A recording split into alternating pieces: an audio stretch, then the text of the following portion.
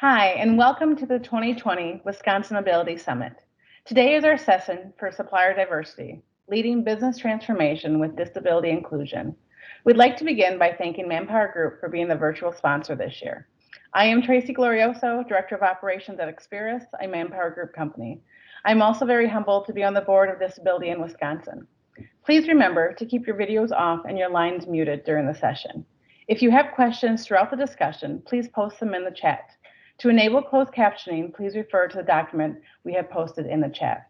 Now we'd like to begin by recognizing our sponsors, our charter members, Associated Bank, Wrangham, Freighter and the Medical College of Wisconsin, American Family Insurance, Old National Bank, Kalahari Resorts and Conventions, CUNA Mutual Group, and University of Whitewater. Our sustaining members, Franklin Energy, GE Healthcare, Manpower Group, Rockwell Automation, Northwestern Mutual, ABB, Oshkosh, Train Technologies, and Kimberly-Clark. Our business and community members, Wallow Brands, Versatile Interpreting Services, Mindshift, My Choice Wisconsin, Easter Seals Southeast Wisconsin, Goodwill, CFI, Best Buddies, and ERI. And finally, our sponsors for today's session, Old National Bank, Wrangham, Northwestern Mutual, Oshkosh, Franklin Energy, Train Technologies, Kimberly-Clark, Associated Bank, Freighter and the Medical College of Wisconsin, and CAI. With that, we are now ready to transition and begin our session. Let me introduce you to Mark Seabury, Director of Diverse Sourcing and Inclusion, Franklin Energy. Thank you, Tracy. And again, we want to welcome everyone to our session today. Again, it's my privilege to be the facilitator on this session. And I'd like to basically introduce some of our panel. We have Charlie Seib with CUNA Mutual, Rafili Gull with Northwestern Mutual, and Jackie Lajole with Train Technology. So we have a great panel for you this morning, a really diverse panel, and also a variety of companies. So you'll hear some really good information. But before we get started, let's just get level set on why we're here. It's about economic inclusion and about supplier diversity. The disability community, it's significant according to the Centers for Disease Control. Did you know that there's 61 million adults in the United States that live with a disability? So that's about 26% of our population, or about 1 in 4 of adults in the US have some type of disability. And the reason that we're here today is because these statistics include disabled business owners. And so think of the access to untapped talent and business innovations that we could look into. So I'll actually share a post a little later to that. One of our retired executives, Dan Terrence, who's also on the Disability in Wisconsin board, wrote a really nice post and a blog, and I'll share that a little later. But on the other hand, if we look at the other hand, at the other end of the scale, there's still many corporations who are lacking meaningful supplier diversity initiatives. So kudos to everyone who's attending today, because that means we get it. We're here to, again, support and lead the charge in this very important topic. And as I mentioned, we have a very diverse panel representing the manufacturing sector, insurance, energy, environmental, and then energy efficiency. And what you'll find is that each one of these companies, we're all in a different place along the supplier diversity continuum. So it's okay to be at the beginning. It's fine to be somewhere in the middle. It's great to be at the end of the maturity curve. And so you'll find that with the representation on our panel today. And so today our panel will touch on many topics as how we can develop, support, and promote inclusion in the disabled businesses in our procurement function. So let's get started. We'll start with Charlie, and then we'll kind of rotate through our panel. We know because we have such a variety of companies represented, Charlie, thought we'd start with a question as to how supplier diversity is defined in your company. And so maybe you can give us a few thoughts on that, Charlie. Yeah, good morning, Mark. Happy to be here today. Thanks for having us. So as you mentioned, I think all of our organizations are in a little bit different spots on our journey. And I think in CUNA Mutual, we're probably earlier on. We've had a couple different attempts at it, but we're trying to be a little bit more proactive with our journey. Today, we define it as any suppliers that are certified as minority-owned, women-owned, LGBT-owned, veteran, or disabled-owned. Those are the primary categories we're looking at. One thing I'm excited about is we recently completed a new data integration where we now start to have better access and transparency into across our entire supply base, how many of those suppliers fall into those different categories. So we think that's really going to help us going forward. The other thing we're doing as we think about defining this in our organization is what's the impact we want to have with the suppliers. We don't necessarily, in our mind, want it to be a check the box activity where we're just saying, hey, we have this percentage of spend that is spent through diverse suppliers. We think it's important to go a little bit deeper than that and make sure that the organizations we're going to be partnering with share a lot of the same DEI principles that we have. So on that note, we're also starting to partner with our diversity, equity, and inclusion team to make sure that we all have a common definition, and also so we can make sure we have the right focus going forward. Thanks for that, Charlie. Good points. Appreciate you sharing that. And how about Rafili? We'll transition over to you. How is supplier diversity defined with Northwestern Mutual? Thank you, Mark. Similar to how Charlie described it, we also look at LGBT-owned, minority-owned, women-owned, small, veteran-owned, disabled veteran, and disabled-owned businesses.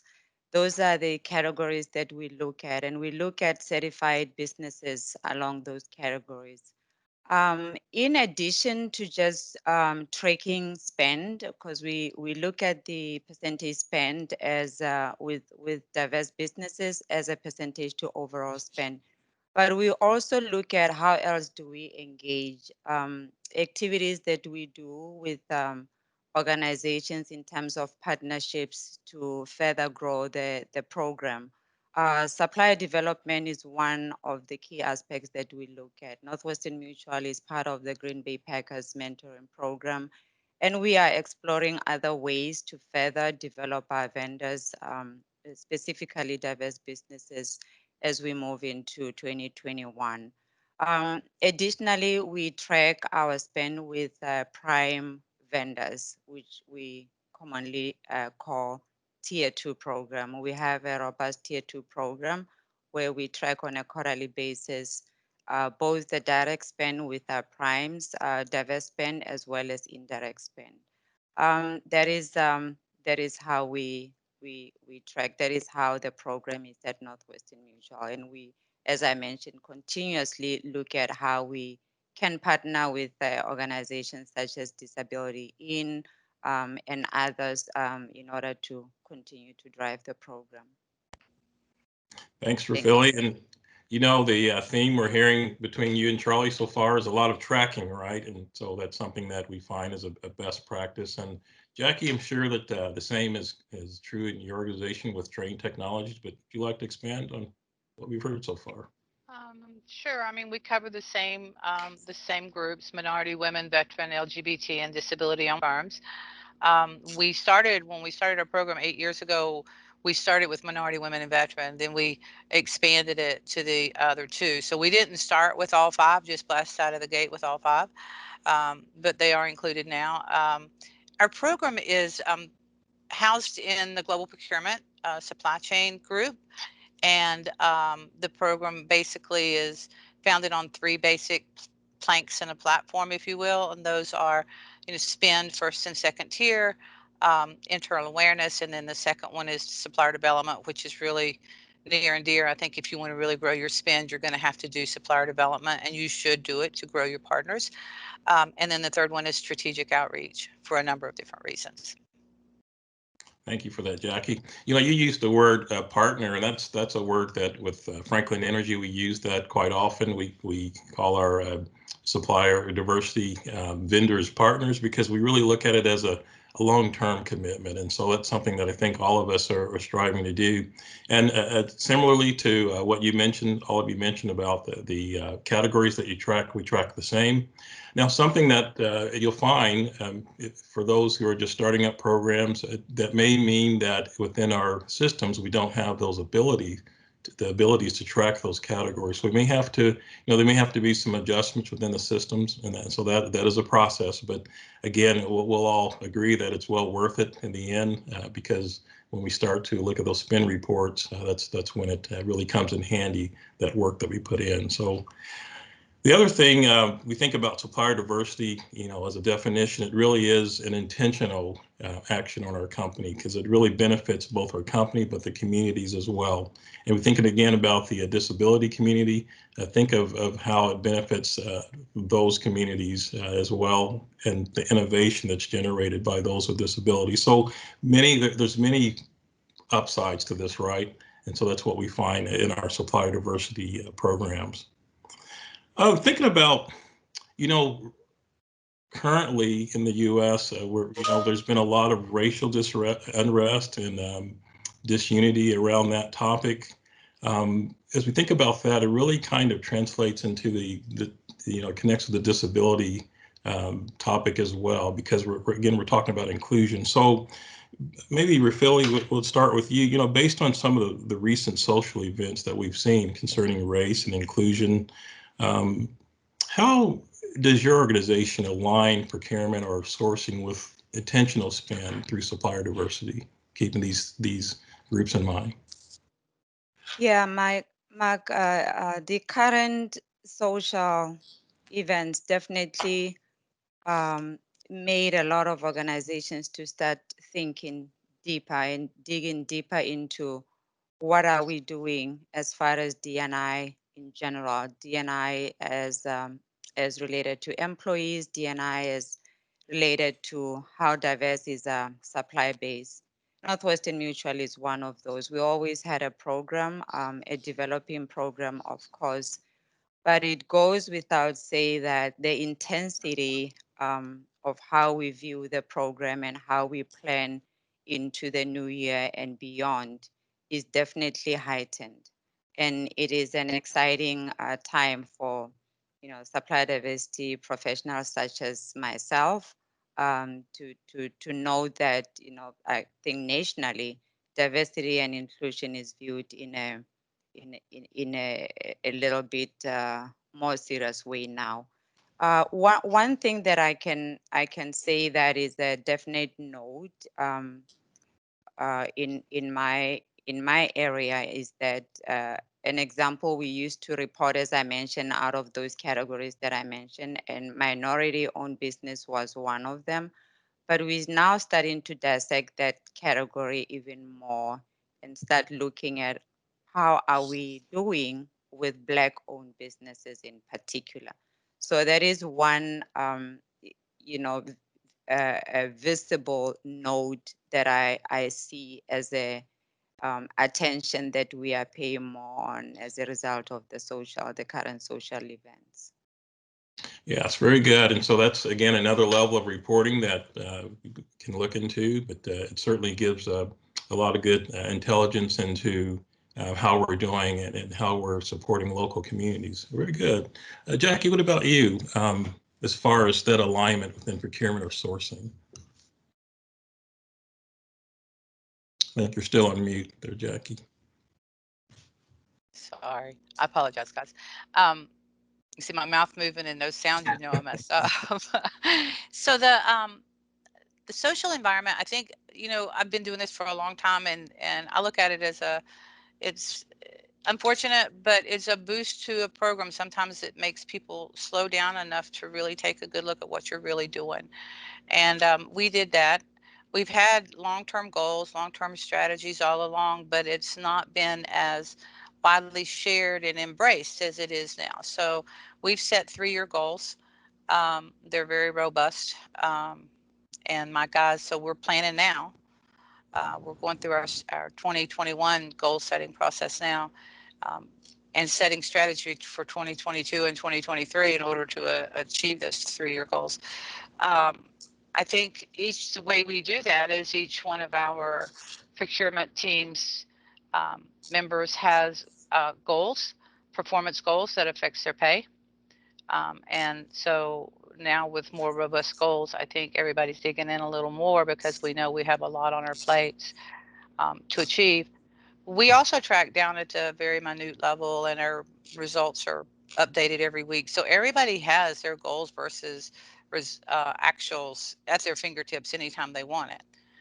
I think that we have to play close with procurement teams in order to identify those opportunities early and be ready for them when they come along with really good suppliers. Yeah, great. And, I think the thing that really stood out, what you just mentioned, is there has to be really a strategy around this. And so very, very important. Yeah. Charlie, how about you? Yeah, I think similar to some of the themes that have been mentioned, the social climate has certainly heightened the awareness. Inclusion has been a core value for CUNA Mutual since, I believe, 2014, which we're very proud of.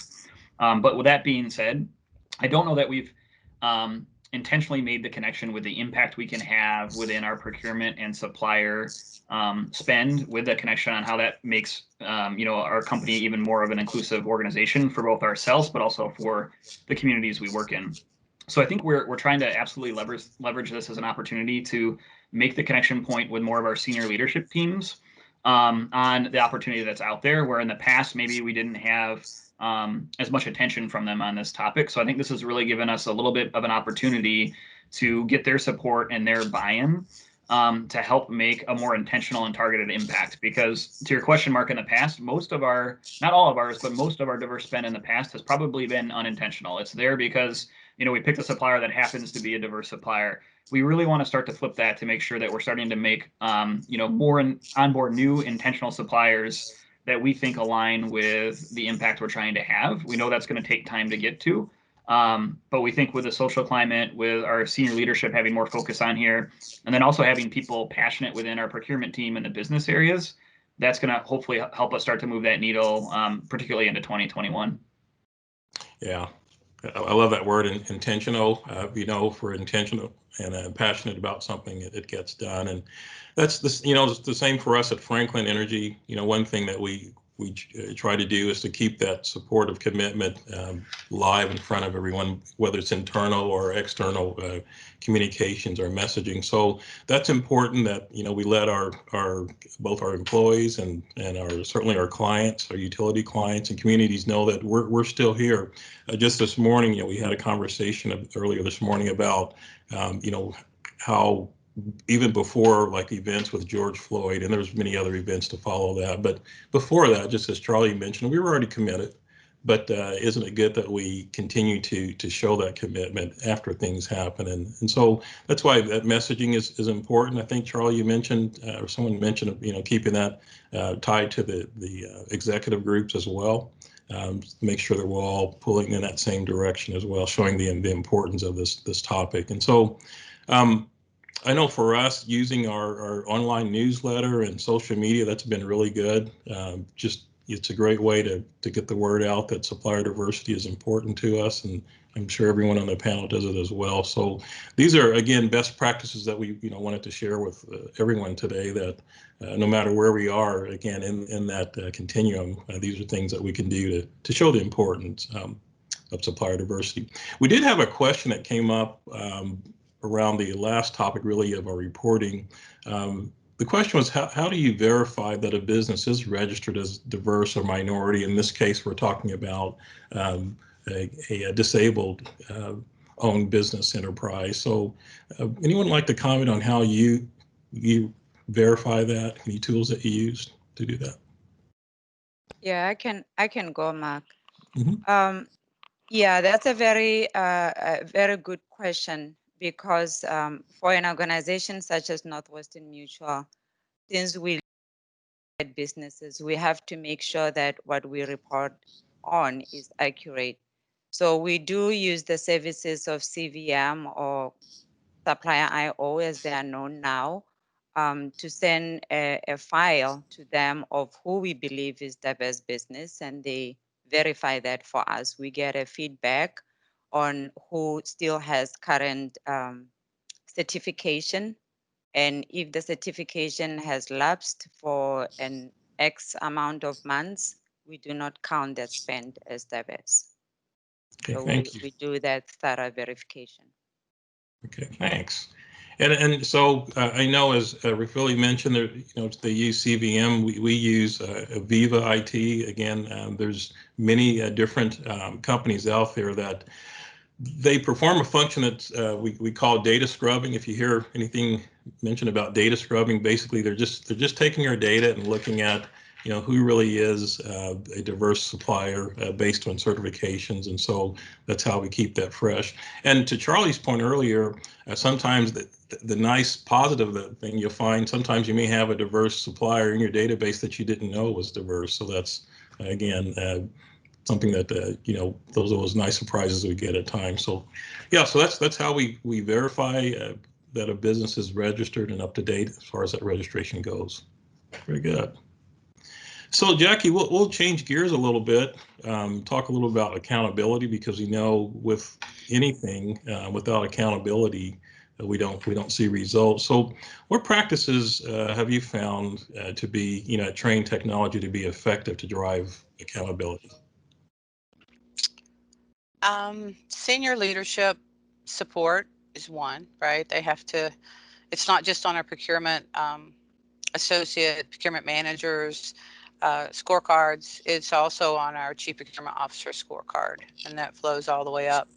So I think that's one thing that holds them accountable, is having those solid goals. And we don't just give them a goal, right? We work bottoms up. We say, this is what we need to do. This is the increase we're looking for. How can we work together to identify the right suppliers to get you to where you need to be, right? So working closely with procurement, having the CPO help drive it has been instrumental. And I think being there as a help or an assistant to the procurement team, so they're not in it alone, right? Honestly, trying to get ahead of the deals so that I can have a good list of suppliers is critical to my success and their success. Otherwise, I'm just shopping out of databases, which is not always that successful. So I think it's a mix of being a real team player with the procurement team and having leadership help drive it. Yeah, so important getting ahead of the deal of a project. That means it gives us time to really build some relationships, and that's only going to increase our success. And so very important. Yeah. Charlie, what about you as far as practices that you've found effective to drive accountability? Yeah, so maybe a couple things. One is we're starting with education and transparency, as I mentioned earlier, right? So I think that's maybe more foundational to say, let's understand what our baseline is and understand where the opportunity might be. I think similar to what Jackie just mentioned, I like the idea of a bottoms-up approach, because our hypothesis is we're going to have certain opportunity in different categories or types of spend to make a bigger impact than others. So we want to make sure we take time to go through that process to understand where there may be more opportunity in one area than another. A couple other foundational things that I think any organization can do is make sure that their policies reflect, right, that they are encouraging the use of diverse suppliers. That could include things like, a request for proposal or an RFP, making sure that it's incorporated into that on the front end. The other thing I would mention that I think maybe is a challenge with, or at least we're finding as a challenge at CUNA Mutual, is we have one effort where we're trying to reduce the number of suppliers we have so that we can consolidate the number of suppliers so we don't have to spread ourselves so thin. But we also want to make sure we're onboarding new diverse suppliers as well, or that's where we'd like to go next. So it's kind of how do you strike that balance between the two, where maybe you're starting to not use some of the previous suppliers and still have a smaller supply base, while also bringing on some new ones that can bring different perspectives and maybe some more innovation. That's where I think that'll be something that we look to do next. Yeah, thanks, Charlie. Again, it sounds like you're talking about strategy again there. So again, so important to do that. What about you, Rafili? Yeah, we strive to be where Jackie is. We do know that one of the characteristics of a best-in-class supplier diversity program is if you have accountability across the organization. At a moment, as a developing program, the accountability is based or predominantly with sourcing and procurement. One of the items that we track is how much of diverse or how many diverse businesses or how many times did we include them in RF access. Now that is a program that is driven from sourcing and procurement, and we track that and we look at, you know, what opportunities were available. Did we engage? Did we at least try and find diverse businesses to include? But program, we definitely aim to spread that accountability across the organization, but we're not there yet. And again, I think most of us can. Yeah, go ahead, Jackie. Sorry. Sorry, I was on mute, but I wanted to get your attention. I wanted to add to that. I think that your program can go up and down, right? So it's all about relationships. And so a lot of this success depends on our relationship as supplier diversity leaders with the procurement teams and the shareholders, internal stakeholders. So don't get defeated or feel defeated if you're riding the wave one year and then there's a massive reorg and you feel like you're having to start over.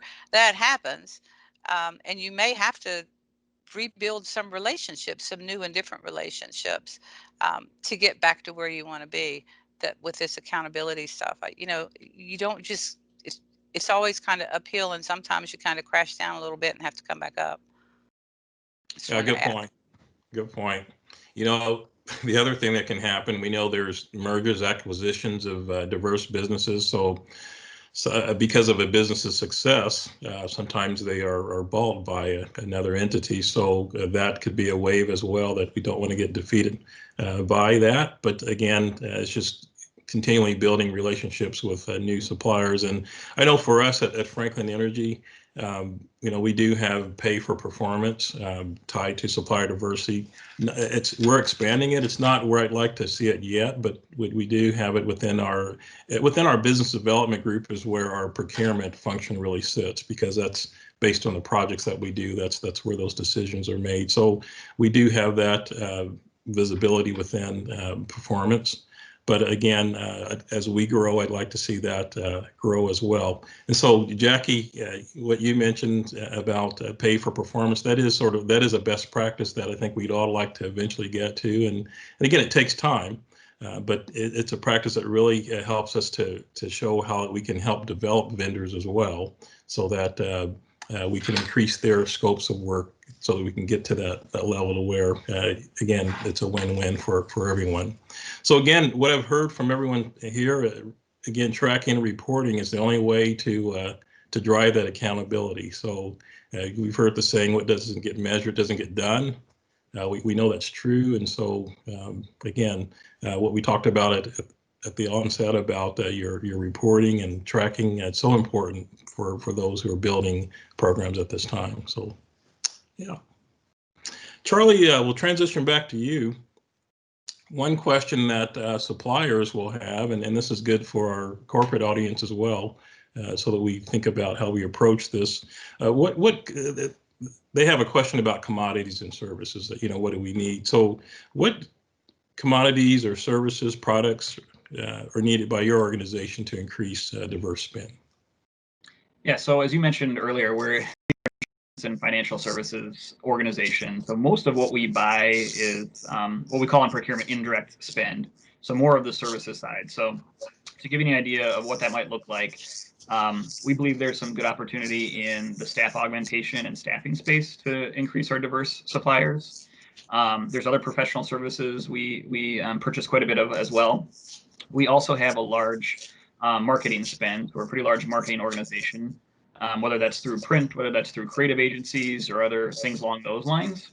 And then finally, technology is another thing we spend a fair amount of money on. So those are really the big buckets of spend we have at CUNA Mutual. And I think as some of the conversation earlier led to, we think it's going to be important to unpack each of those a little bit further and see where is there more opportunity in some of those than others. The last thing I would mention is we also have a construction project underway at our Madison campus, where we're building a sizable new facility. And we have done some supplier diversity work there as well, where we do have a target of the percent spend that will be through diverse suppliers, as well as the percent representation of the workforce on the project itself. So we're excited to see that, which is something we haven't done before. Great, thank you. Yeah. Jackie, how about you? What train technologies, what do you guys buy, products, services? So we're a manufacturer, so we use the same, pretty much the same indirect things, like facilities related. We have a lot of facilities in the U.S., so anything like janitorial or maintenance, anything to do with facility, consulting, contingent labor, any of the HR related fields. We also have marketing. So the indirect is pretty much the same across just about any corporation. On the direct side, because we are a manufacturer, that can be anything from metal fab and machine parts, polymers and plastics, so injection molding, blow molding, thermoform molding, motors and tubes. And so right now I'm actually focused, I'm working with the direct team, and I'm focused more on the direct team right now.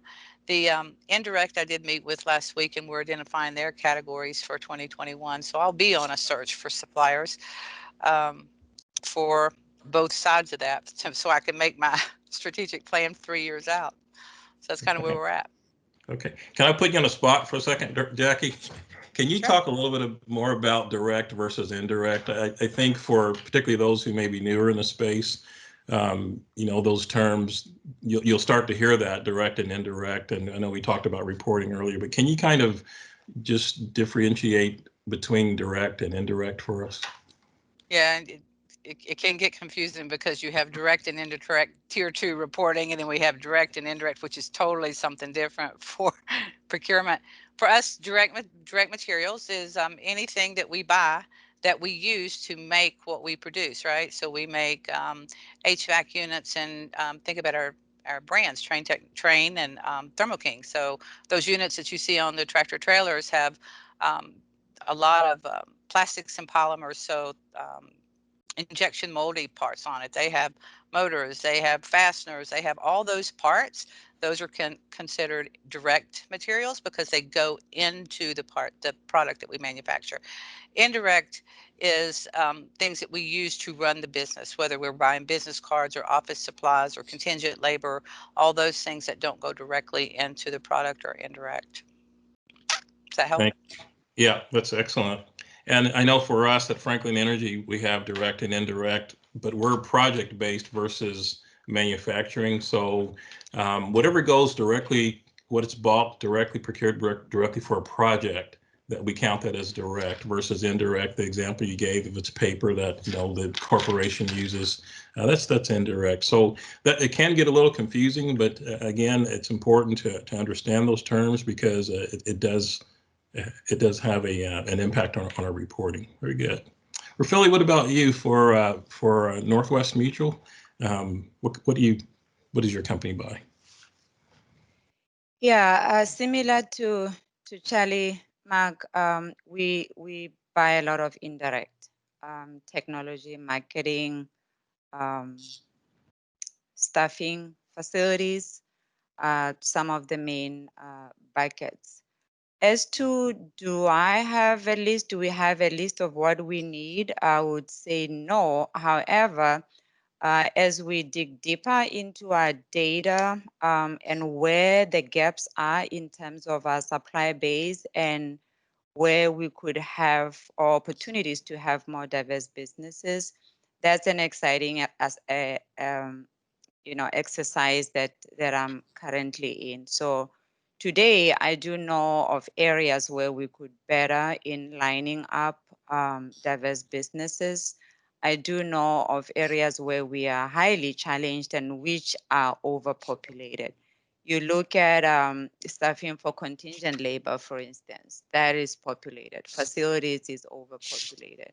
But as you look into technology and some of the niche technologies, we are challenged there. Software is another challenge, which is the beauty of understanding your data, because now I know where the focus should be, right? To make sure that as we have opportunities for competitive bid, we are not caught unprepared. Where you look at your diverse vendor base and you have nobody to add to a competitive bid. So that's yeah. Thank you for that. I love the phrase you use, the beauty of understanding your data.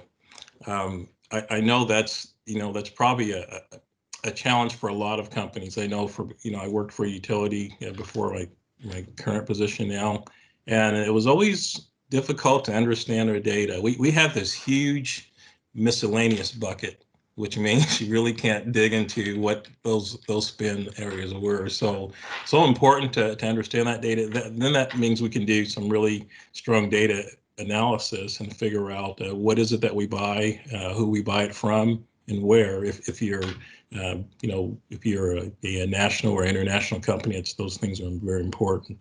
And I know for us, as I mentioned before, for Franklin Energy, almost everything we do is project based. Again, we only do these projects for utilities, and so as I think about the life cycle of a project, there may be some research work at the beginning of that project, so that's where we may have a need for consultants.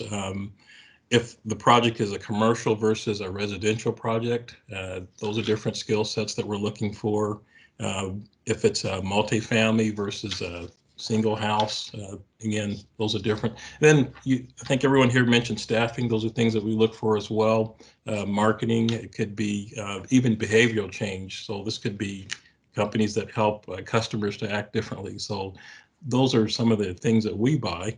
And again, it's good for us to understand, in the past who we bought those from, and how can we look at possibly intentional supplier diversity buys in the future. Yeah, great information. Appreciate that. So Jackie, here we are on Teams. We're in the virtual world, unfortunately because of COVID, but this format is working out. I think several of us have mentioned we're actually simultaneous in 2 conferences at one time right now this week, and that kind of is going on for the next few weeks. But being in the virtual world, or so seeing that in-person conferences and networking events are canceled for the foreseeable future, how can diverse suppliers get on the radar of your procurement and supplier diversity professionals? Oh, there's a number of ways that I would tell suppliers to use or try. One is to attend conferences like this. So if there are suppliers in our little workshop right now they have 4 names of supplier diversity contacts at corporations, and they know a face to put with it, right? They didn't have before. So I think these conferences are important to get that, and then they can reach out to us afterwards, right? I think that suppliers should also utilize organizations like Disability In or NMSCC. Disability In, think about the corporate members that they have. And if you're certified with Disability in Wisconsin or any of the other chapters, then you can utilize them to help you get virtual introductions into corporations. So I think that's I can tell you that when I, as a leader in supplier diversity, get an email from Disability in staff, or one of the other group staffs, I pay attention. So I know it's a ball that I can't drop. So I would say that's a way that they can get in. And then of course, most of us have portals or some way to get in touch with us. Now, I'm not a big fan of portals. I've had them, dropped them, and we have one now, but we've got a process around it to build a pipeline. So I would encourage suppliers to, one, do our portal, and there's a contact us on there, and that comes directly to me, and I'll respond. When you do a portal, you're spending 30 minutes doing it. Be thorough. And if there's a place to upload collateral or equipment list or your marketing material, upload it. Doesn't cost you anything to add that. Get that marketing in front of the procurement people. So those are the ways I usually try to connect them to the procurement teams after they've been evaluated against our requirements for that commodity. So that's kind of just a few things. I'm sure Charlie and Rafili will have a bunch of other good ideas too. Yeah, so we'd like to hear those. What I really like what you mentioned about getting that information in front of those professionals. I mean, think about how much advertising costs, and then you just mentioned, Jackie, that it's free to get that out there in front of these procurement professionals. So so important. Yeah. So Rafili, what about you? How do you, in this environment, and even before this environment, I guess, what's the best way for suppliers to get in front of your procurement? Yeah, Mark, definitely nothing can take away from the in-person, and none of us was ready for what is going on now. But as Jackie mentioned, summits such as these ones, make sure you attend and you gather as much information as you can. But I am particularly excited about the portal, supply registration portal that we just launched. We switched from a tool that we used to use before, and it wasn't really working for us because it was very difficult to dig out information once suppliers go in and register. This one that we have, we customized it, it fits our needs, we can tell exactly what you're offering. We aligned it with categories and subcategories, brand new, just about a month old. You can access that through our external facing website. There is a link that will take you to this tool. I'm super excited about it because the timing couldn't be more perfect, Great. And as Jackie mentioned, this is, you get access to such tools, really be specific on what you're offering. But the beauty of it too, Mark, as I mentioned, that we customized it. It really cut down on the time for us to search for potential vendors to include in RF access, because it, as I mentioned, it aligns with our categories. So I'm sure a lot of us, Jackie, Charlie, and you, Mark, would agree that quite often when you hear from the business there's a project ongoing, it's like it needs to be done like yesterday, right? Mhm. And that takes away time for you to go and research and look for potential vendors. But this tool is, I mean, I can talk about it all day, just super excited about it. And so please do check it out. It's definitely an alternative to today's times, but even if we were in person, that's the best way to showcase to us what you offer. Yeah, so again, that's a best practice that both you and Jackie are using different versions. There's a lot of different solutions out there, but definitely a best practice. How about you, Charlie? Yeah, I think so. We don't have a portal yet. We're talking about putting one in place for next year. We do have an area on our website where new suppliers can indicate interest that comes to our team. So that's definitely one avenue. I agree with a lot of the comments that have been out there. I think the networking, whether it's in person, whether it's virtual, right? It's probably going to be virtual for a lot of us for the foreseeable future. I think that's really important. So thinking about the connections you have or the connections that they might have to have more of a personal introduction always helps. I think another thing I would add is when suppliers reach out to either myself personally or to the team, more often than not, it feels very much like a kind of a canned inquiry, right? Like they just sent this inquiry to 50 different companies and it was kind of copied and pasted, right? When I get those, I typically don't spend a lot of time reading them because it feels like I'm just kind of getting spammed, to be honest. I think if a supplier has done a little bit more homework and learned at least something about our organization, learned a little bit about our strategy, what's important to us, which is all out on our website and publicly available. If they have a little bit of that context and then come to us with an inquiry, I think that goes a little bit further so that we can say, hey, all right, you guys have done your homework. You're interested in our organization. You think what you have might fit in with us. That always, I think, just kind of helps get the conversation off on the right foot from my experience. So just maybe another piece of advice. Thank you. That's great. And again, we see it's all about we're trying to get to the point of where we can build relationships. And so whether we're starting with a portal or whether it's an email, whether it's a phone call, whatever works for us. And again, we're all different. Whatever works, we're trying to get to the point of where we can build on a relationship to utilize that supplier. I just wanted to remind everyone to use the meeting chat box if you have questions. We will have Q&A in just a few minutes at the end of this session here. So if you have any questions for us, please put them out there. Charlie, something you mentioned is kind of a follow-up, I guess, if you think about suppliers, and I think for those who are just starting supplier diversity programs, this is probably a good question for them as well. So what are your basic expectations of suppliers? And maybe we'll start with Jackie well, Charlie, you had mentioned some things earlier, but maybe Jackie, what do you think are basic expectations of a supplier? You know, they're the same for all suppliers, right? There's no gimmies in business world. So, you know, on-time delivery, cost, quality, all of that counts. I would say that what I expect of the supplier is to embrace our culture, right? We believe in inclusion. We believe in saving the world and sustainability. I mean, I think that those things are important that you try to mirror.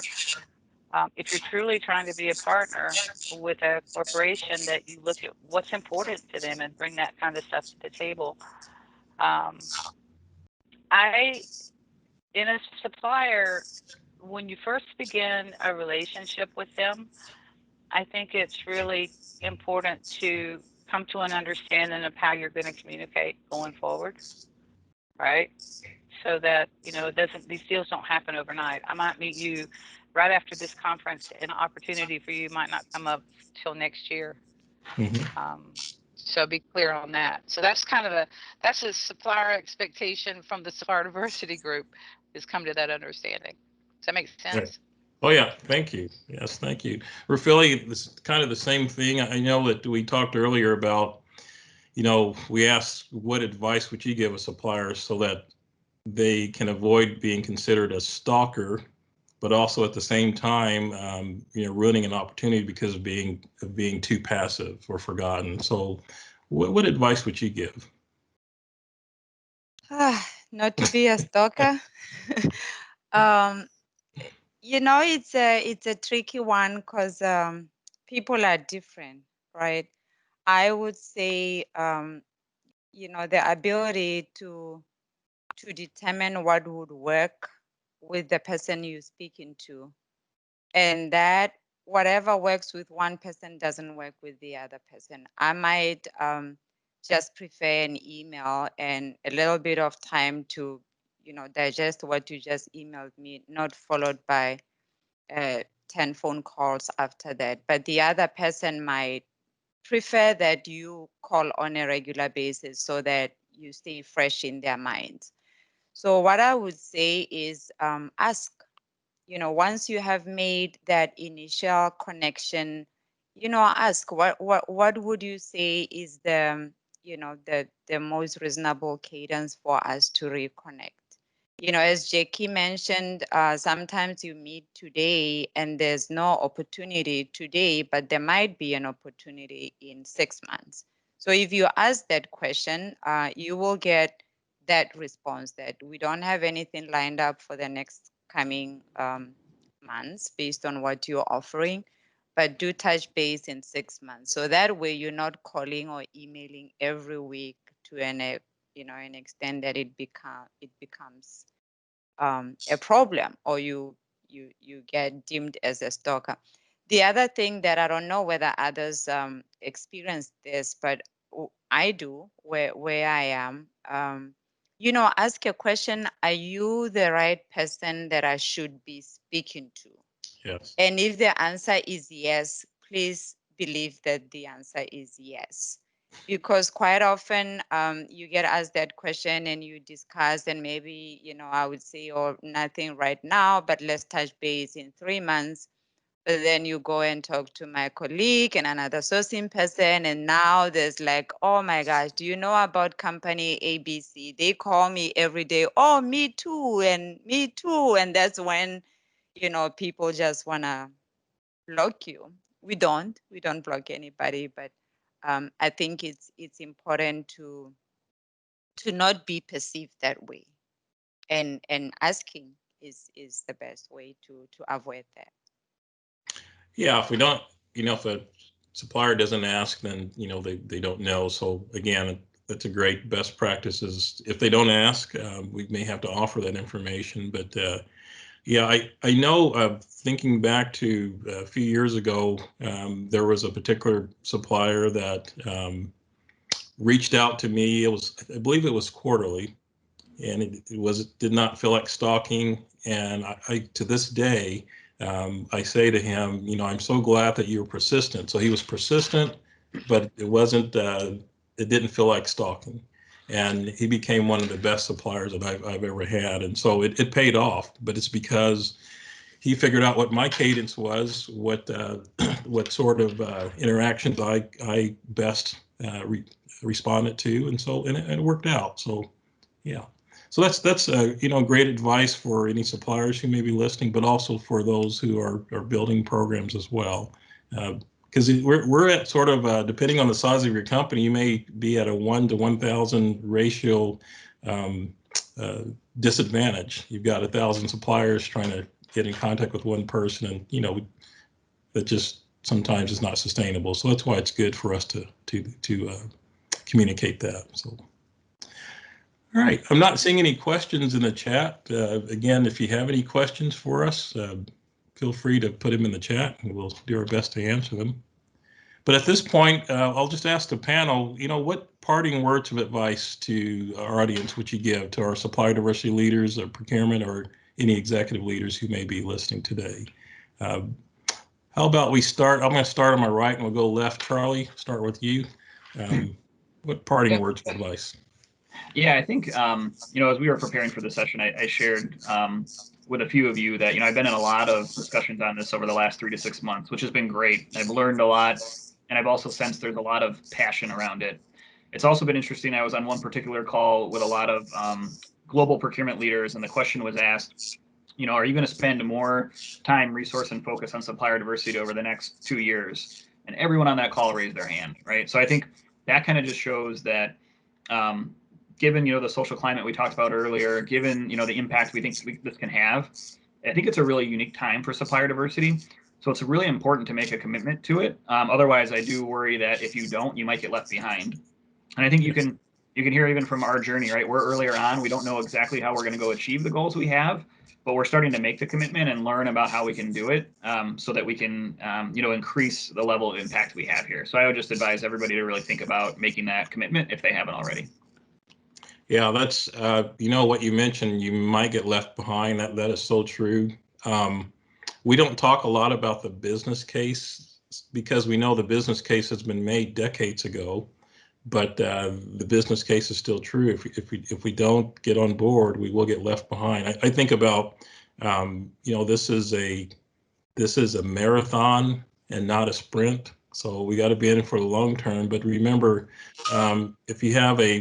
if your plan is 28 miles and the road's only 26 miles long for the marathon, you're going to run out of runway. So we got to get on board now.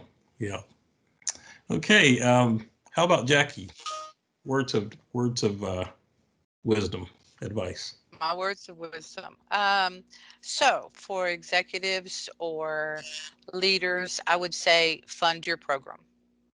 If you don't make the budget available for your supplier diversity leaders to do what they need to do, then you're not going to make progress, right? You need to enable them to succeed. And that includes budget for systems, for outreach, for training, for awards and recognition, whatever it is your program includes, then you need to have the funding for it. So I think that's important for corporations to realize that there is a budget need for supplier diversity. And then I think on the supplier side and the supplier diversity leader side, I would encourage everybody to reach out to your peers. I do that in 2 ways. One, if a lot of times when I'm looking for a supplier and I've looked at all the databases, I've looked at my portal, can't find one. If I reach out to suppliers, I've got some suppliers that I can just ping on my phone and say, hey, I'm looking for XYZ. And you'd be surprised how many times your suppliers can come back with recommendations that are their peers. And then on the other side, for supplier diversity programs, there is no need for you to go out and recreate the wheel. If you're starting a new program or anywhere along the journey, that there's supplier diversity people out there that are willing to share what they're doing, and then you can just take a nugget of it and make it work for your program. Then you've already skipped 3 steps forward, right? Because you're not starting fresh. Yeah, exactly right. And I know we had a question to come in. And I failed to mention to everyone that, you know, all of us on this panel were part of the Disability in Wisconsin Supplier Diversity Committee. And so we're, again, very committed to sharing information, as Jackie just mentioned. And one of the questions was, is how do you report? Like, do you report into procurement if you're in supplier diversity, or do you report into another organization? So I know for myself, I have my feet in two different areas. I'm in procurement and in HR because I have supplier diversity and inclusion under my umbrella. So, and I know that may vary for all of us. But that's why, again, it's good for us to share information, because what works in one company may not work in another from a reporting standpoint. Yeah. And one other question that came in before I get to you, Rafili, is do we have accessibility questions in our RFP material? So I'm taking that, interpreting that as meaning, are we, from a DLBE standpoint, do we ask about accessibility? Does anyone here, if you want to chime in, I know you weren't expecting that question, but anyone have accessibility in their RFP materials? That's something that we can do research on, and for Martha, we'll get back with you on that.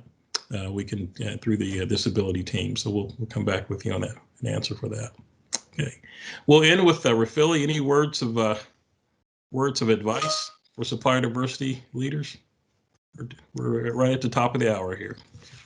Yeah, Mark, I think Charlie and Jackie really wrapped it up, especially on, the advice that you gave Jackie to the leaders, to senior leadership. What I might add as far as the supplier diversity professionals is concerned, I would say be patient. Be patient. It is quite a journey to develop and grow the supplier diversity program. You will hit some stumbling blocks. Not everybody gets it, gets the need for the program. So educating is going to be an ongoing thing. So don't give up. It is a journey. As I said, we've been having the program for 6 years, and sometimes I feel like we're starting, but with patience, we know what the best in class looks like, and we're striving towards that. And it is not an easy journey, but it's all worth it, and it's the right thing to do. Yes, very good, very good. And I agree with all of your comments. That's what I had on my list, was be patient, because it does take time to develop. One of the questions that just came in asked, how does supplier diversity in tracking play into recruiting better candidates for employment? Well, through our communicating and messaging, the word gets out that we're committed to inclusion, whether it's inclusion in our employment or in our supplier base. And so that's seeing that big picture and the value of supplier diversity. That, we talk about the multiplier effect of supplier diversity. It also has a multiplier effect inside our companies that makes our companies thrive even as well. So there definitely is value in that, but being patient. I say be patient, but keep driving, right? Keep driving forward. Don't sit back, but keep asking the questions and keep investing in the process of supplier diversity. So again, appreciate all the words of wisdom you've shared here today. I'm sure that many will take away from these best practices as we're all pulling together to enhance supplier diversity. Thank you all. With that, I'll turn it over to Philip, who will take us through our next panel. Hi, Mark. Hello, Philip. Hey, what an awesome discussion. Thank you and your panelists. That was a terrific conversation. Thanks, Philip. And I know we have some additional questions coming through, so we're happy to answer those too. So we'll see you later, Mark. Thanks again. Thank you. Hi, everyone. Welcome to part 2 of our summit today. Leading Business Transformation with Disability Inclusion, Certification and the DOBE Perspective. It's great to be with you today, and I hope that you are all doing well and continuing to be safe. Whether you are a small business owner with a disability or represent a large corporation, we have valuable information to share with you today about disability in supplier certification and what that means for our certified businesses. So at this time, I'd like to invite our panelists to turn on their cameras and audio to introduce themselves and share a little bit about what they do. And then we'll dive right in. Cami, why don't we start with you? Thanks so much, Philip. I'm Cami Turcott with Disability In. I am the manager of certification supplier engagement. Awesome. Victor, welcome. Hi. Mute, camera. Where are you? Can you see me now? There you are. Hello, can hear everyone. you. My name is Victor Agapov. I'm the owner and CEO of Vala Brands. Hey, Victor. Nice to have you here today. Thank you. And finally, Tracy, welcome. Hi there. Thank you so much, Philip. This is great. Tracy Andrus with Wrangham Consultants, responsible for strategy and partnerships. Looking forward to the panel today. Thank you. Awesome. And just for your information, both Victor and Tracy are certified DOBIes, disability-owned business enterprises. So our discussion today is going to be around certification and what that means for people like Victor and Tracy. So for all of you out there who aren't necessarily familiar with certification, for those small, diverse business owners, it is a tool to help grow your businesses. It requires that business to be at least 51% owned, managed, and controlled by, in our case, a person or persons with a disability. So let's flip to the next slide if we could. Thank you very much. There you go. We have 3 different nationally recognized certifications. Our DOBI certification, which is Disability Owned Business Enterprise, our Service Disabled Veteran DOBI certification, which is geared toward our service disabled veteran community, and our VDOBI certification, or Veteran Disability Owned Business Enterprise. Those veterans who may not have acquired their disability through the service to their country, but we recognize all 3. So for corporations and government agencies, certification serves as an assurance and validation that the diverse certified firms that you're working with or considering to work with are in fact who they say they are. And I know there was an earlier question about how do you know whether or not a business is registered or certified as a diverse owned business. And part of that answer is actually being engaged with organizations on the national level, like Disability In.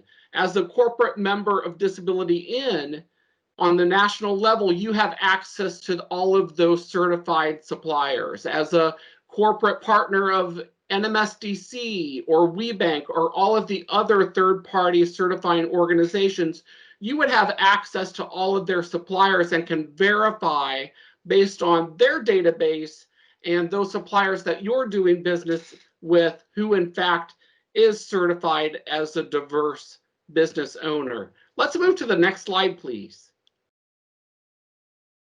So Victor, I have a question for you and Tracy. So let's start with you, Victor. Before we jump into the details of this slide, what is the greatest benefit of certification for you? I would say the greatest benefit, there are actually a few of them, yeah, but the greatest one would be a growing number of major corporations here in the United States. They now have special programs like diversity supplier programs that allow companies like mine to get access to actual buyers and present our products or services. And it's really great to be able to do that. So basically you're at the right time, at the right place. Yeah. So you can all present, and it's really helpful. Cool. Tracy, how about you? Same question. What's been the greatest benefit of certification for Wrangham? And you're on mute. I see your mouth moving, but I can't hear you. Yes. There you are. So there's multiple benefits of, as Victor was saying, of being certified, and the opportunity of being able to be connected with other DOBEs, number one, and the veteran disability certified organizations is really powerful. But the support that we get with our monthly meetings, there's dedicated focused meetings. There is connections to mentorship programs, as Victor was sharing about how we can be a part of supplier communities within the large corporations where we may not have been before. We have an opportunity to be mentored by those companies, and Disability In creates that opportunity and collaboration for the DOBEs to be a part of that. Also, with that, there's executive education programs that we can participate in. And then also being able to just be a part of that whole ecosystem.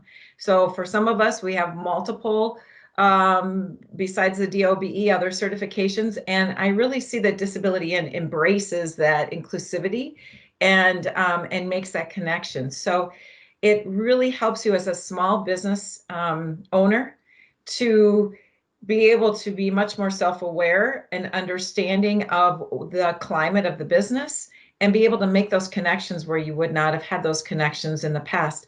And also how to look at how you procure and what your supply chain is, and ensuring that you have a healthy supply chain that represents your certification as well. All great points, and I completely agree. And just looking at the data on our slides, I would say that really the biggest benefit is that network access, that ecosystem that Tracy talks about. Having access to corporate leaders, including supplier diversity and procurement professionals, other certified businesses, other DOBEs, other diverse businesses, and then also having access to directly being responsive to RFPs and bidding opportunities. So we share all the time opportunities from our corporate partners around specific bids and RFPs that are coming on board, and giving you that opportunity to participate in those. So really the biggest benefit is access.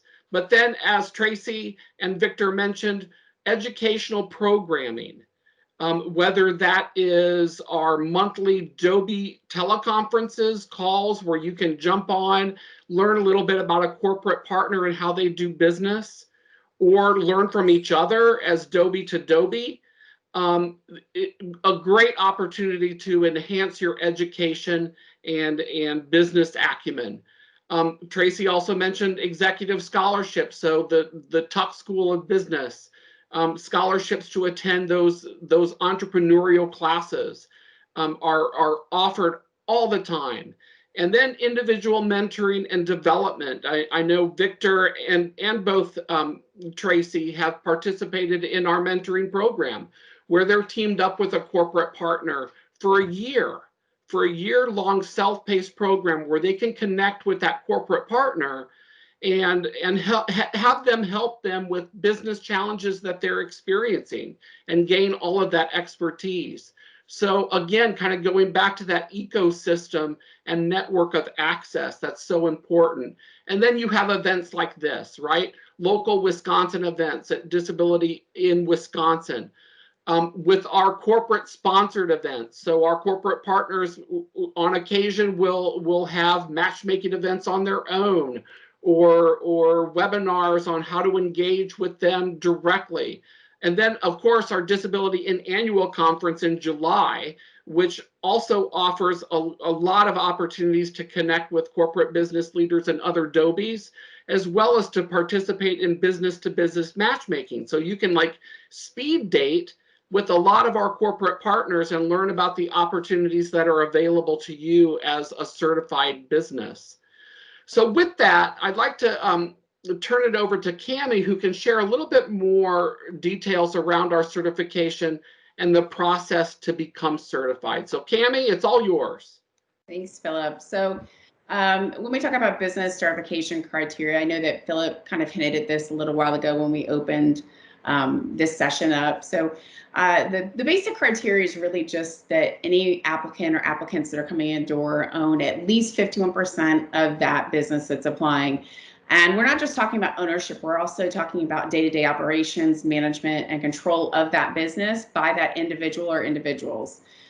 They must have a disability or disabilities that can be service connected or non-service connected, and those individuals must be U.S. citizens of the United States.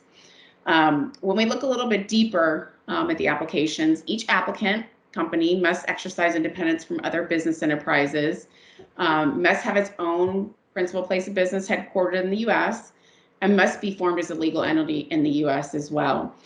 Typically, the process itself takes 60 to 90 days. Right now, with COVID kind of taking over the earth, if you will, we've been moving applications fairly efficiently. I would say we're probably averaging around 75 days because we have been able to move our site visit process, which is a very important part of the process, virtually, just to make everybody, feel comfortable and safe in not allowing any individuals physically into their place of business.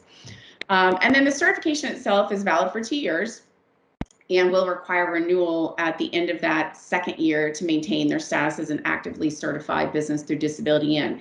We do also require an affidavit which is signed annually. The system would generate and notify you that that application affidavit is due. And it's a real simple thing. You just log on as long as there have been no changes to the ownership, management, or control of the business. You would sign and submit and you'd be done for the year. If there have been changes made, we would want to talk about those and understand what those changes look like. Move to the next slide, please. So applying for certification. So the slide we just talked about, you hit all those points with yes, yes, yes. And now you're interested in learning how to apply. All of the applicants are required to go through pretty much the same process. So again, a completed certification application, the documentation of disability, which is a number of different items that you can use for that. We have what's called a physician's form, which is really kind of a templated format that you can take to your either treating or diagnosing physician and have them complete and basically attest that they are telling the truth around your disability or disabilities.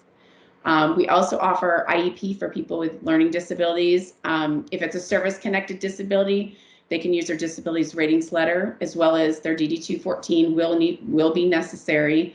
And there are some other options out there as well. I think there's roughly 6 options available to each and every applicant to submit around their documentation of disability. There is also a $300 biannual fee, and that is paid every 2 years when you submit your application. And then some of the other items that are required are photo ID or government issued ID, a brief history of the business. Unless it's a startup, then we can accept a business plan. Then looking at your business structure, are you an LLC? Are you a corporation? Are you a sole proprietor? And making sure that you're submitting those documents that are tied into that specific business structure. So items like bylaws and operating agreement are required. And if you don't have those items, you would have to have them created before you could submit your application. And I just kind of as a sidebar on that, if you are planning to create those documents and you have not done that so far, you would want to make sure that you really thoroughly review the documents as they're created, whether they're done online or through an attorney, to ensure that that 51% of that ownership, management, and control is indicated specifically in those documents and does show up as, it ties out to your ownership of the company itself. Unfortunately, some people go online with the best of intentions and go register their business and set up an operating agreement or bylaws and don't really think about that ownership, management, and control aspect because it's just a document to them. They're not thinking about it in the long run if they apply for certification, what that may do to their application. So just kind of keep that in mind if you decide to create those documents when you're applying for certification, whether it's ours or anybody else's. And then looking at the financial documents, so we're going to be looking for profit and loss. Unless your business is a startup, then we would accept a balance sheet or an opening balance sheet. And then we're going to need 3 years of federal tax returns. We understand that sometimes as startups or individuals, that may not be available. So if you are a startup and you have 1 year or 2 years or 0 years, you can use in lieu of the federal tax returns for your company, your personal federal tax returns. Now, if you've been on disability for a while and maybe you don't have 3 years personal tax returns, you can look at submitting your disability benefits in lieu of those years that you may be missing for. So just kind of keep that in mind. You can also find a complete listing of all the required documents at the link down below that is https://disabilityin, all one word, .org/resource/supplier-certification-checklist/. And if you can't remember that, or you need that link, feel free to reach out to Philip or myself, and we can send that over to you. Next slide. Hey, Cammie, this is Philip. Yes. Also, such great information. I know that Tracy mentioned other certifications, right? That Rangam actually has multiple certifications. So how do we kind of work with that? So if a company is certified through, say, WeBank, the Women's Business Enterprise National Council, what does that process look like? Yeah, so what we've tried to do is remove as many hoops as we can when we're working with a business that's certified through a reciprocal process, meaning the organization which certifies them, WeBank or NGLCC, we have the same standards and procedures and the same processes in place. So what we've done is try to remove some of the steps they would have to take. So that person or individuals would come through the door. They would make sure that when they're completing their application that they select that they are certified by WeBank or NGLCC. And then the system would drive them through the application process just like any normal applicant, but they would have to submit in fewer documents and they would not have to do a site visit. So typically that process is not only shortened by documentation, but also length. So typically it takes 30 days for those firms to become certified versus a 75, 60, or 90-day, or even longer sometimes in the more complicated applications. So again, that really only holds true to WeBank and NGLCC because we do have strategic partnerships and our standards and procedures are almost identical. And so we trust the process because they are so close in identity to allow those applicants to come in and apply through us and vice versa via a quicker pathway, but they do have to have an active certification. So if it expired a week ago, it's unfortunate. That's why it's really important you keep all your certifications up to date through all your certifying bodies, not just for your customers, but for other certifications as well. Any other questions? No, thank you, Cammie. Okay. Awesome. So when we look at the certification process, I kind of talked a little bit about this a few minutes ago. Typically takes about 90 days. That time does start from the time your application is received and it's completed. So if I receive it and I notate that there's a few things missing or maybe something is not jiving, I'm going to circle back with our applicant to ensure that they have submitted everything they intended to, that they know that there's something missing that we need before we can actually submit it and insert that timer for the review process of their file. Once we've worked through any challenges there, any missing items, it's submitted into our National Certification Committee and it's put officially under review. And that really starts the time clock at that point.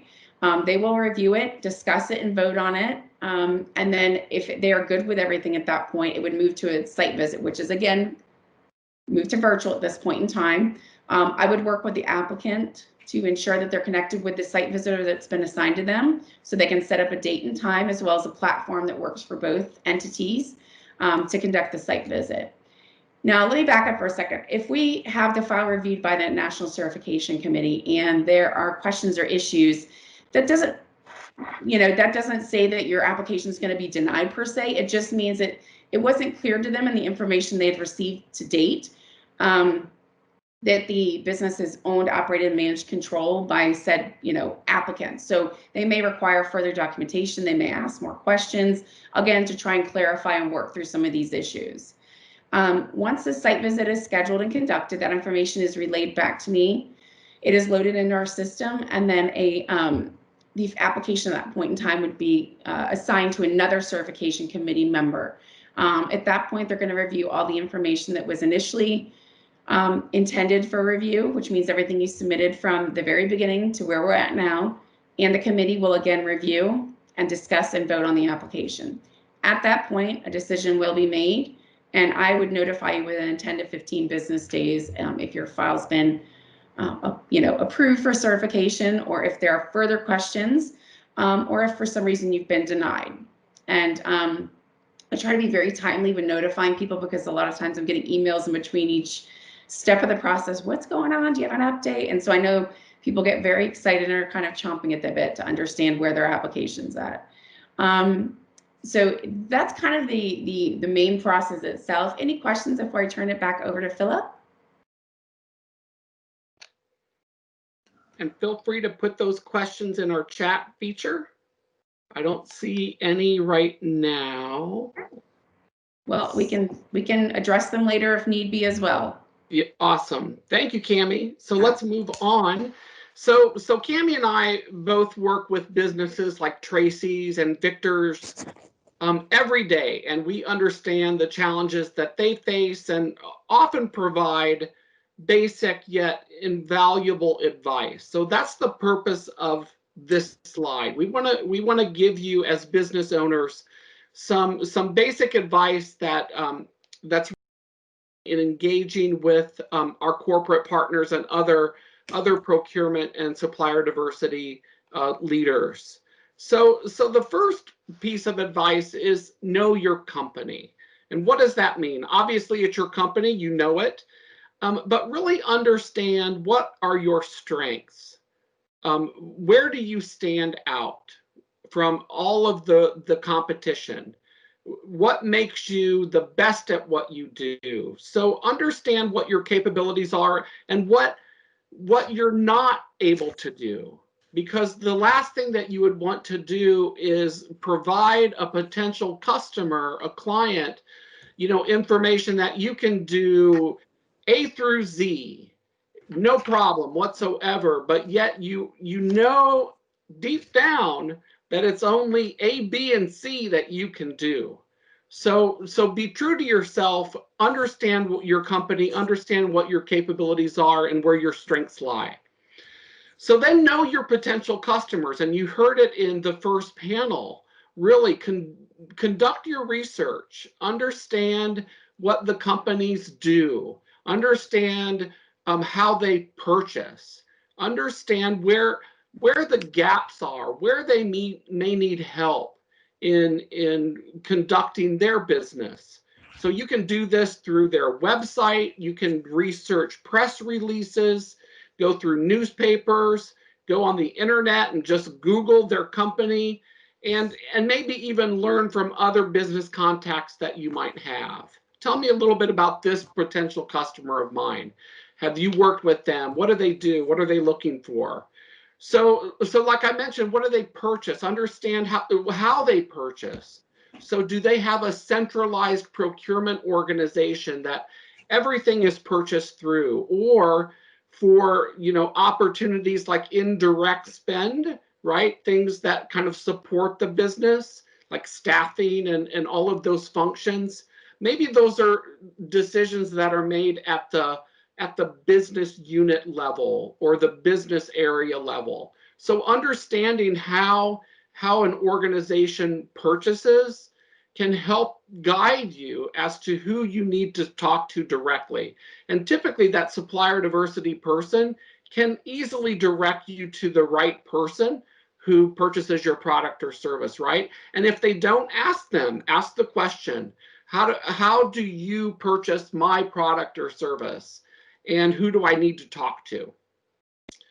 So also remember that this is about solving their business challenges. This is not about you. This is about them and filling that gap, right? So you always need to keep that in the back of your mind.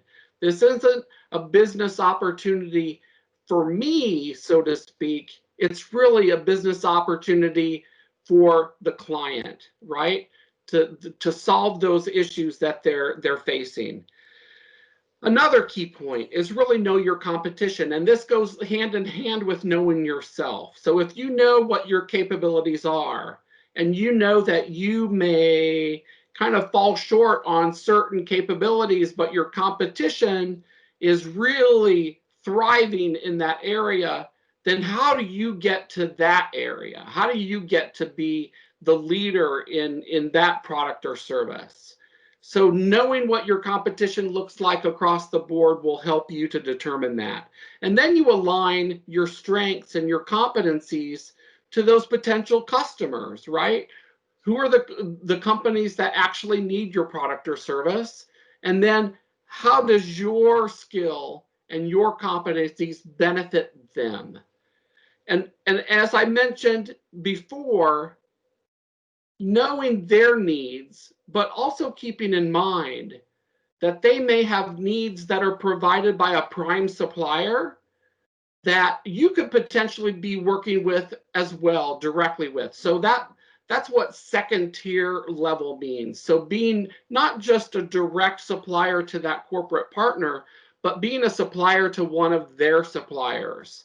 So maybe you're smaller and may not have the capacity or capabilities to do everything that they need to do, but you can certainly provide a piece of it. And that would be at a second tier level. We also heard in the first panel about building relationships. Important that is. Business is all about relationships. So this should be on the top of your list, right? How to successfully build those relationships, whether it is through virtual platforms like this or in person or through email communications. This should always be kind of at the top of your mind that this is a long-term relationship building process. This does not happen overnight. So keep that in mind that this is really important as far as building those potential opportunities in the future. And don't forget about fellow Dobies like Victor or Tracy, because they may have an opportunity that you could provide a product or service for, or vice versa. Also, being prepared for contingency plans, having something in place like with COVID, right? Dealing with a situation where you may have to pivot overnight with the product or services that you provide. So having those plans in place to address any disruption in the work that you do. And then be patient. If this is not an overnight deal, like I said, this is a long-term marathon. It's not a sprint. So be patient, be persistent, but don't be, a pain, so to speak. So with that, let's move on to the next slide. And I'd like to invite Victor to share more about his company and what he does. Hello, everyone, again. Thank you all for being here today. I'm the owner and CEO of Vala Brands. The company is engaged in developing, manufacturing, distribution of construction products such as access doors and panels. We are based in Madison, Wisconsin, and we have 2 contract factories working for us in China. The company started 7 years ago, and I started to bring my own idea to the market and turn my invention into a real business. The company was approximately 6 years old when I heard about USBLN, and then it does the whole name of the disability in, and then actually one of my clients told me about that certification, and I went through this certification. It took us probably like maybe 10 months to get certified. I think we're our first company here in Wisconsin to get certified. Yeah.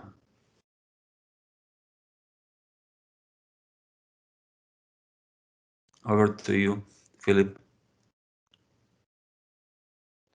Sorry, Victor. Do you have an additional slide? I think you do. Yeah. Do you want to show it? There you are. Oh, look at all your customers. Yeah. That's pretty awesome. So tell me, Victor, how did you kind of connect with all of these? Did kind of one snowball into the other, or tell me a little bit about the process in securing these relationships? It didn't happen overnight. Yeah, it's a slow process of building, customer base. Yeah, so basically getting a good deal with one customer and then using it as a leverage to approach the second one. And so yeah, it's a long process. It takes some time to build that reputation, and then once you have that reputation, it starts working for you. Yeah, so you can, I guess, yeah, and you have to have a good product or a service. Yeah, so I think it's Right, number that one. meets the needs of your customers, right? Yes. Awesome. So thank you, Victor, for sharing some information about Wallow Brands and what you do. And Tracy, I'd like to kind of turn it over to you with the next slide. And can you tell us a little bit about Rangam and what you do? Sure. Thank you very much. Appreciate it. And thank you, Victor, too, for sharing about your company. So Rangam, we are a minority woman and disability owned workforce solution company, but we also have educational and technology tools that we develop. And I'll share a little bit about that in just a moment. But we really have a philosophy, and our philosophy has been around empathy drives innovation. And it really does influence everything that we do, which is why I put the wheel up here. So I'll kind of take you around the wheel and share what it is that we do here. We provide we specialize in attracting and placing talent in a variety of different categories. And that's where you see on the services where we're enterprise-wide, full cycle recruiting. But we really started our partnership when we started Rangam. We really started with the partnerships, and that was supplying resources, talent, beautiful talent, to the large managed service providers, the large staffing companies. And being as you were talking about, Philip, you've got the tier ones and the tier twos, and being a diverse supplier and providing that talent. And so ever since the beginning, Rangam has been built upon collaboration and partnerships. And that's one of the things that I respect and really enjoy with our partnership with Disability In, is that it's a true sense of collaboration. And we do this when we supply our talent. We do this while integrating our veterans and individuals with disabilities into the workforce. We really do thrive on having a very inclusive community within Rangam. Our mission is to improve the quality of life for our candidates. And we do this by providing exceptional service to our candidates as well as to our clients. And we provide that integrative and inclusive recruiting solution, which I talked a little bit about, combining the technology, the training, and the education to our candidates, and providing our clients with a diverse network of our qualified talent. And you'll see that with when we talk about the diversity and inclusion, we started our road on our disability hiring was actually started by developing educational tools and technology for people with autism, and then expanded that into the hiring program, but also developing and creating awareness and insight training for our clients as well, and providing tools to be able to help from early 3 all the way to adulthood for sustainable living opportunities for people with autism and other disabilities, creating those educational tools, which is where the innovation comes in, as well as our corporate social responsibility, where we've had the opportunity to create and open up some schools into other parts of the globe, where Rangam is a small organization, but we are global, and we've been able to open up some schools dedicated to providing occupational therapists and BCBAs and PTs to help those with disabilities to get the education that they so well deserve. We're global. We're in a variety of different locations, and then we've been able to receive some awards, which we are very honored for. But first and foremost, we do have a program too that's called SourceAbled, and it's really a community platform, and it's that ecosystem, and it collaborates and connects us to the to our client partners, but also to our community partners. And we want to bring in the talent and the community partners. And so our DOBE partners and others, we want to bring them in with through the program of SourceAbled and provide that opportunity to the clients, because that's how we started our organization, our company, was partnering. And every tool that we develop, whether it's with our SourceVet, SourceAbled program, is all about the partnerships. And our talent, these are a makeup of who we are as an organization.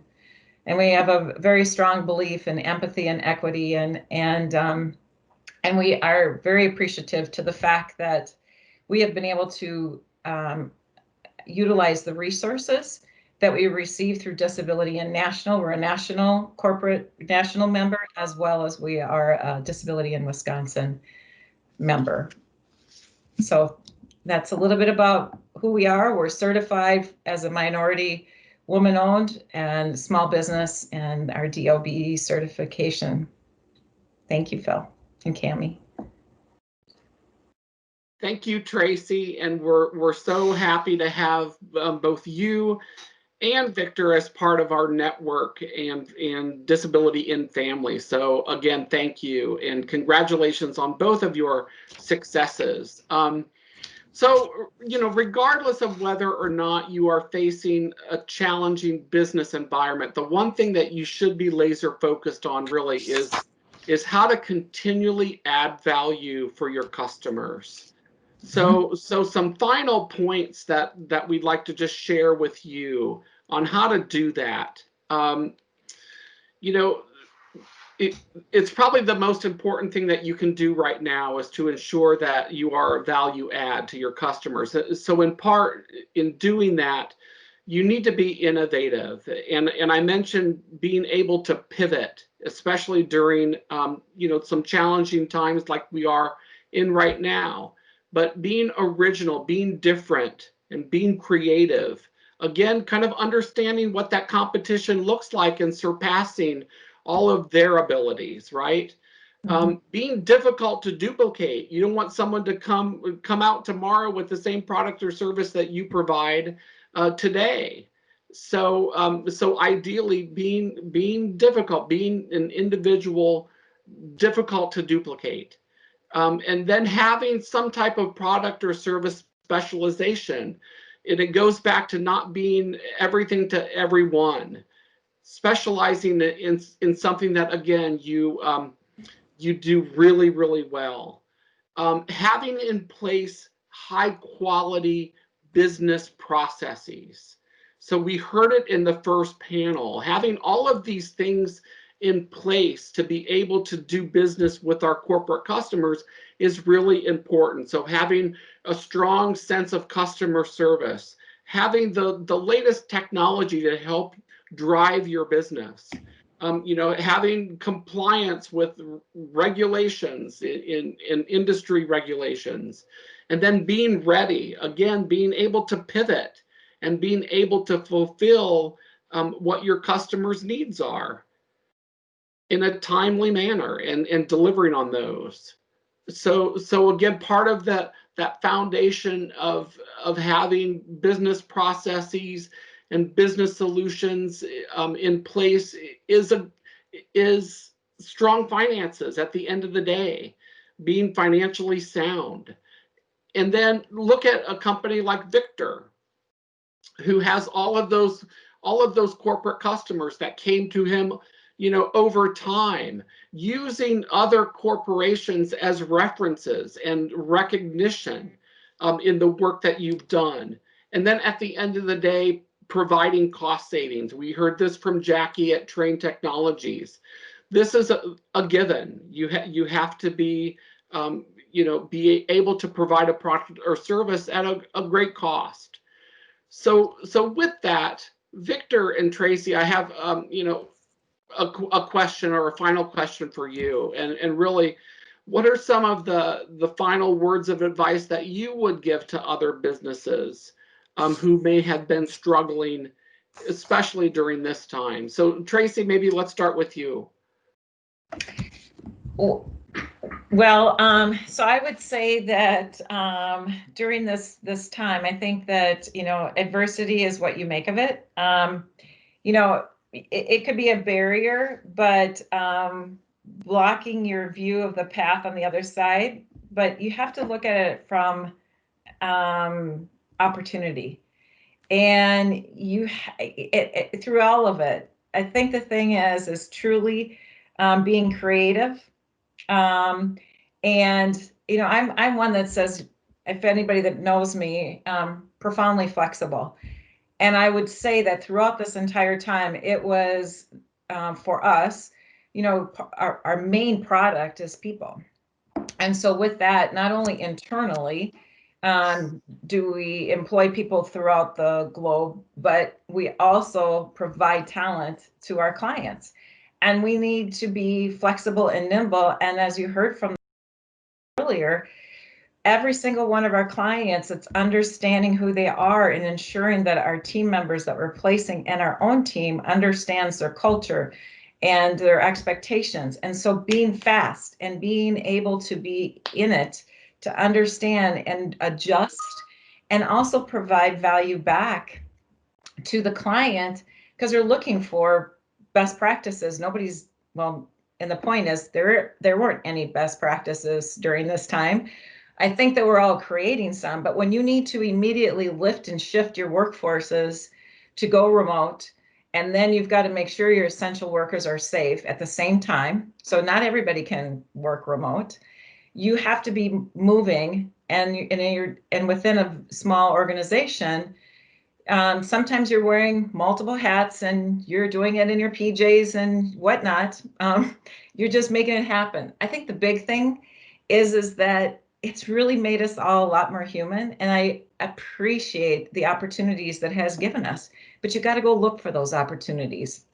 And when I say look for them, it's really all that you shared earlier, Phil, and our beautiful panel that we had prior, is that we have to get to know the businesses that we either are doing business with and or we want to be doing business with, and then tap into the tools that are being made available to us. One of the things that I remember is all of the sessions that we could be available to, from accommodations to accessibility and such, that were coming from disability, and that we, as a corporate member, as a member of, we could participate, and then as Adobe, we could participate. And we had multiple levels of sessions that were so valuable. And so from those of you that aren't yet a member or thinking about it, you know, that in itself was, from a business owner perspective, that is you couldn't have asked for more than that. I mean, I have to say that, and I'm not just saying it because you're sitting on the panel there, you're facilitating. I mean it. There is great resources, but then also, what could we do to add and give back?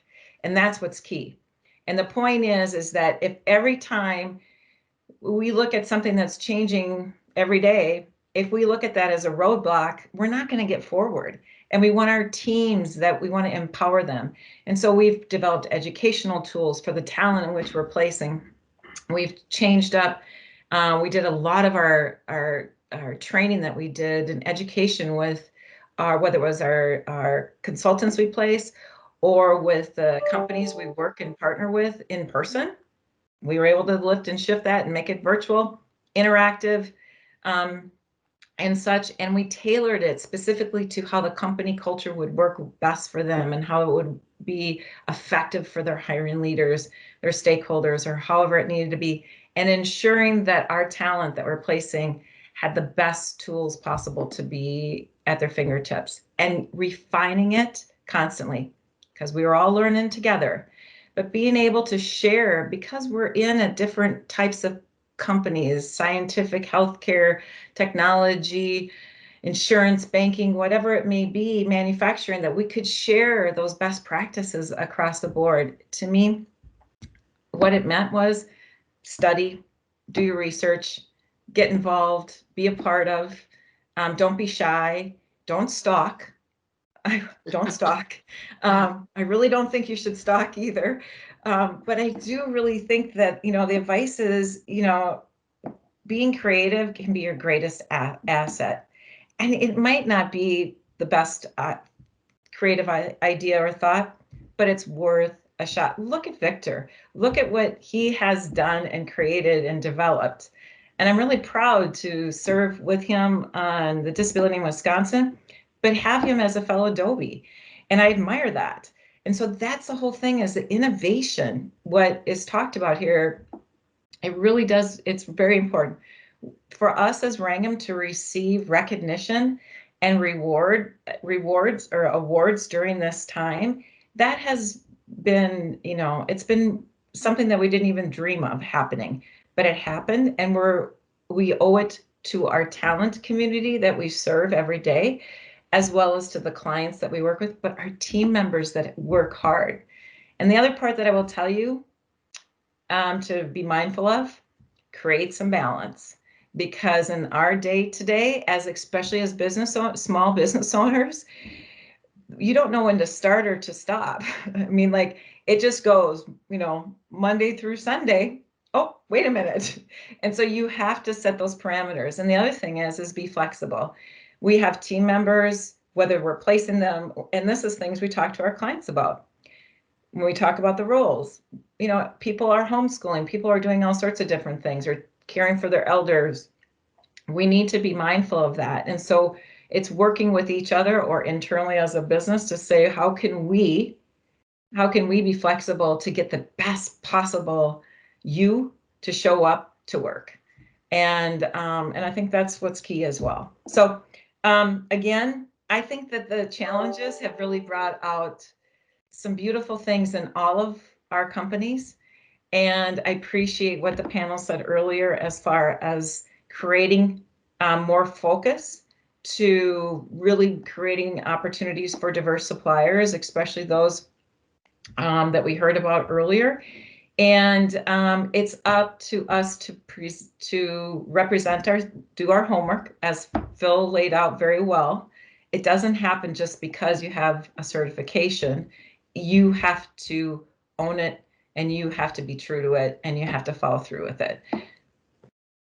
Awesome. Thank you, Tracy. Some really great words of advice coming from a business owner herself. So thank you, Tracy. And Victor, I'd like to give you an opportunity to share some final words of advice as well. Thank you, Tracy. My word of advice would be, first, to give yourself time to decide. Don't rush the decisions, but do make some plans. Have actually a detailed contingency plans for everything you do. That would be my advice. And some really valuable advice, especially now, right, Victor? Yeah. Absolutely. So with that, I think we do have a couple of questions in our chat. So thank you, audience, for asking those questions. So, and I think this one probably I would direct to Tracy. And it is from Jason. Do you have, or can you recommend a manager's toolkit for disability hiring to enable improved disabled talent acquisition? Yes. Well, Disability In has beautiful tools made available, and we'll make sure that you have access, or that we can send the link for that. And several of us have either participated in helping to add to that and in creating additional resources. So, but yes, there are tools right in Disability In that I would encourage you to take a look at, but can provide additional information too. Awesome. And I think Mark also posted some resources from our website to Disability In. So thank you, Tracy, on that. And then there was a question, and I will pose this to the Disability In Wisconsin team. Will we have access to the slides and presentation afterwards? Yes, I can respond to that, Phil. We will be sharing the presentation recordings after all the sessions are completed. Awesome. Thank you, Tracy. Any other questions? Feel free to put them in your chat function. We're happy to answer them.